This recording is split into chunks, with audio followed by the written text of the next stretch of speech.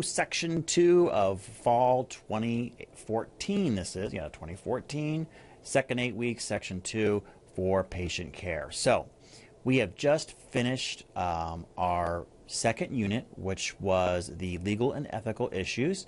Remember, the course is kind of divided into 3 units that surround the central theme of patient care. First one was the drug unit. Second one is legal and ethical issues, kind of relating to yourself as a technologist, also some issues related to malpractice, informed consent, etc., kind of related around the patient care concept.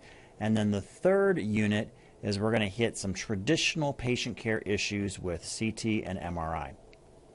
But a little bit before I go into what we're doing on modules 7 and 8, I do want to let you know I am all caught up on the grading. I do apologize for that. Right now, I'm literally covering 3 full-time jobs. That's my problem, not yours. But we have got a budgetary release for me to hire 2 additional individuals. So be looking soon in the spring and summer semesters for some new faces as we hire on and bring in additional staff to our program. So we are hiring a couple of full-time individuals. All right, so again, the grading is all caught up. If you notice that you have a 0 or a 1 in a category, means that I could not find the assignment. I might have missed the assignment. Please bring it to my attention. Or if you want to submit it late, and I do encourage you to do so, please submit that assignment. Some of you I know I've talked to for various reasons could not complete an assignment on time. Please adhere to kind of what we've already discussed, so I know about that. But for those of you that maybe have missed an assignment, please submit it, and I'll be happy to review it, and I will not beat you up too much on the points. So it's definitely well worth it. I will say historically, the difference between letter grades for students, it almost always comes down to a missing piece of work. So it will take somebody down from a A to a B or from a B to a C. So please get something in. Again, any questions, feel free to text message me or call me, and we can work that out, but I do take late work. All right. So enough about the grading. Got that all set. Looking at my notes here. Okay, so modules 7 and 8, we're going to be doing CT and MR patient care issues. We're doing Quizlet.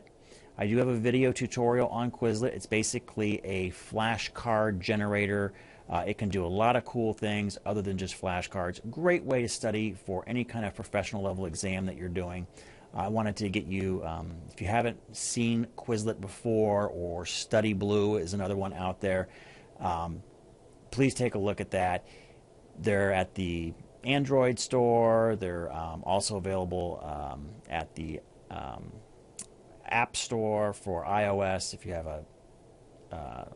an iPhone. So you can use them on your phone, you can use it on your laptop. It's really a cool way to study for tests. So take a look at that. So this week, no textbooks. We're done with the textbooks. We're going to be doing Quizlet, a little bit different. Hopefully you guys get a nice little change of pace. Okay, also looking at Unit Paper 2, I want to say that you did a fantastic job. The vast majority of you did a really, really great job for Unit 2. That paper on who committed malpractice. Looked like all of you got the kind of the gist of what was going on with that case. Look in the course news very soon. I think by tomorrow I'll have a piece in the course news for you, kind of my take on that. So look for that coming on Unit Paper 2. Again, great job. The vast majority of you did fantastic on that paper. That paper didn't really focus very much on the APA's kind of rules and hoops that you have to jump through, because it really kind of isn't an APA paper. But I wanted you to try to stick to APA as much as possible, and many of you did that. So very, very well done. Unit Paper 3, your final unit paper, which is on patient care issues with MRI. It's in the course news. It's also in the module. If you need more information on that, that one will be more like your first paper that you did. So please take a look at your first paper. Again, I went through that. Many of you did a really good job with that. I would say the thing that some of you struggled with were using the level headings to help organize your paper. I like using them because it helps me keep track of what I'm doing with a paper. So remember to use those level headings. Again, go back if you don't know what I'm talking about. Go back to the course news where I put in all those APA links and help in there. I have an APA template that you can use. I also have a sample APA paper which has all kinds of annotations on it that show you kind of what you're supposed to be doing and why. And that was produced by the folks at Purdue. We call it OWL, the OWL website.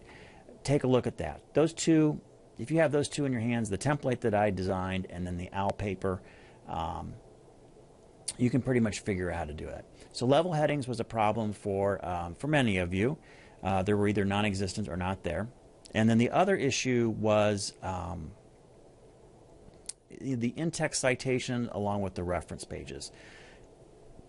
And that's probably the hardest one, being able to do that reference page correctly.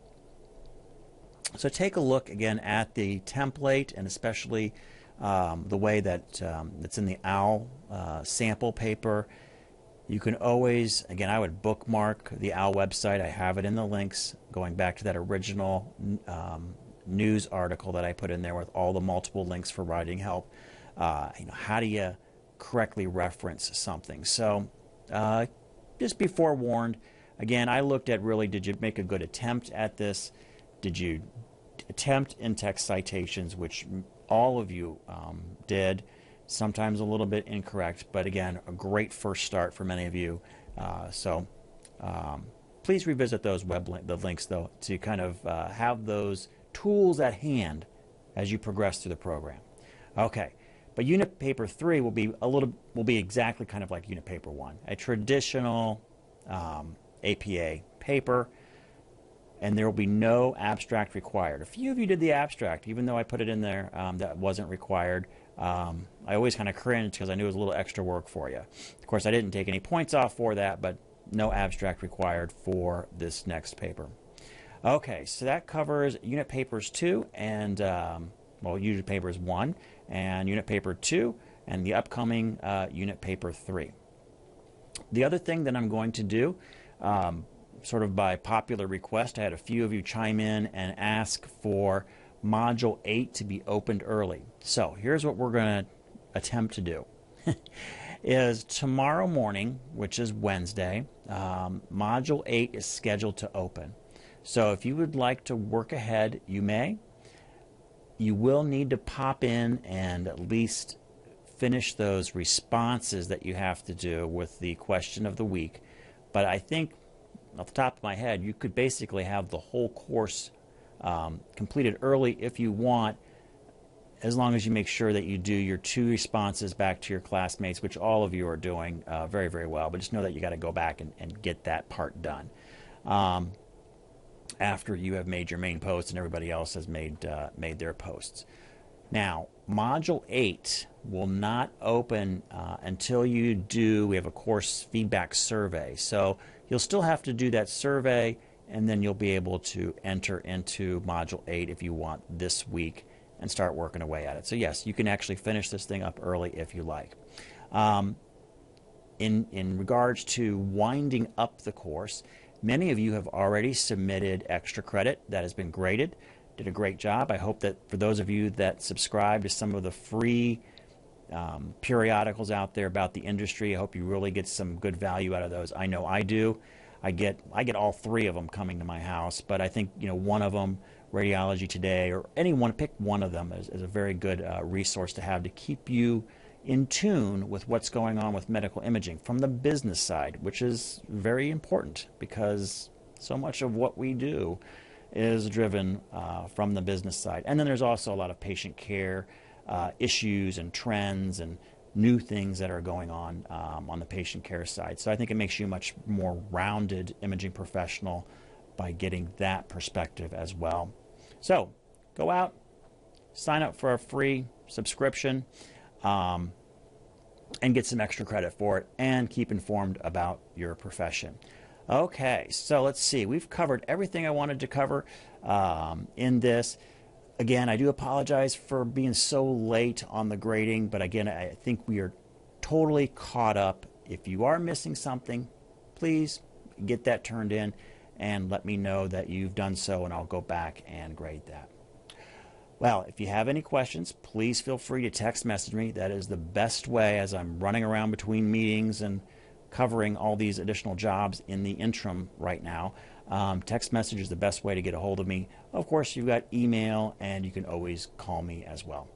All right, again, don't hesitate to contact me should you have any questions or issues, and as always, thank you for watching.